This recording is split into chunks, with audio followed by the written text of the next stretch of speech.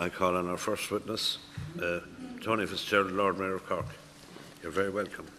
Gomagad Carhialach agus is mór an ordansa ver ar madan seo lá speisialte as ad ardmhéara Corcaí agus míle buchas leis an chorad ag chaint an seo ar madan.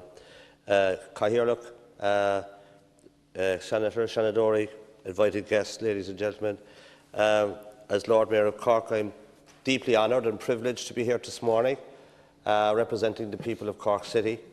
I was elected in June 2017, on the 16th of June, and almost 6 months now in office. And to be elected Lord Mayor of Cork is indeed an honour and a privilege to represent the people.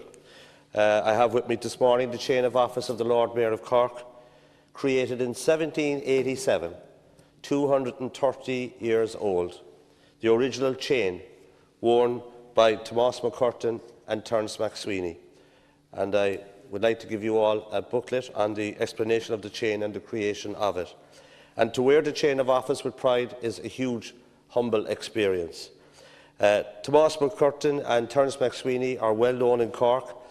Terence McSweeney, before his death in Brixton Prison, he initiated a programme in Cork City because, as an educator, he wanted to reach out to the people of Cork, and particularly the young people. And so he began a school programme of visiting all of the schools in the city. And every Lord Mayor since has continued that programme, and I continued that legacy in September and October of this year by visiting 85 schools in Cork. When I went to school myself, Carhialach, I went to the North Monastery, and every morning at 8:55 a.m, just before school began, the Christian brothers in the North Monastery gathered all the pupils around the tricolour. And at 8:55 a.m, the tricolour was raised, and each pupil at the North Monastery School sang Aurán a Bhíal before they entered their classrooms. And around the flagpole there were 16 rose bushes, and those 16 rose bushes were dedicated to the memory of the 16 volunteers who died on Easter Sunday. And that memory has been instilled in me since I went to school in the North Monastery so many years ago. So when I came into office as Lord Mayor, I wanted to make the connection between the visitation of the schools started by Terence McSweeney and the learning of the national anthem going to school at the North Monastery. And so I distributed the national anthem song, Aurán a Bhíal, to each and every school. And I asked the principals of the schools and the teachers that in advance of my visit to the school, that the pupils would learn the national anthem. And the response was tremendous.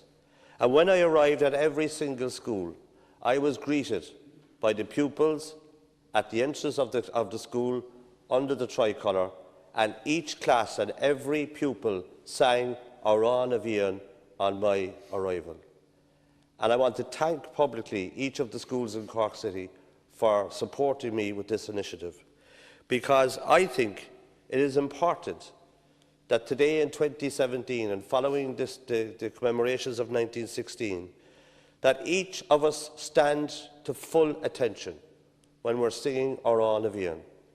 Whether it is in Croke Park, the Aviva Stadium, Parky Cueve, Parky Ring, doesn't matter what sporting occasion we attend to, Thomond Park, wherever, that we should stand to attention. And not only should we stand to attention, Carhialach, we should sing it to the full. Players, spectators, officials should sing the national anthem right to the end in unison, singing our one song that unites us, as Senator Mark Daly has said. And that response has come back to me very, very positively. And it was with great pride then that I was able to produce, in conjunction with the Educational Training Board under the Chief Executive Ted Owens, that he joined with me in publicising this bookmark that is now being distributed, has now been distributed to each school. And in conjunction with my colleagues in Cork City Council, with Paul Moynihan, Director of Corporate Affairs, and the ETB, we have now ensured that the legacy of Aurán a Bhíal stands solid in each of the schools in Cork City. So it's a conversation that is ongoing. It has sparked various discussions. It has sparked various understandings of what our An Bhíonn is, and I welcome that. And so when I heard of the public consultation by my colleague Councillor Mark Daly, I was delighted to accept the invitation to be part of this process of the public consultation.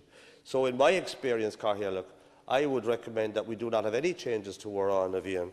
I welcome the guidelines. I thank you, Cathaoirleach, and the senators here in Seanad for their programme here in developing this concept, in ensuring that our national anthem is held in high esteem as a heritage and legacy of our country. And I am delighted to be here this morning to make this presentation as part of this historic moment. Thank you.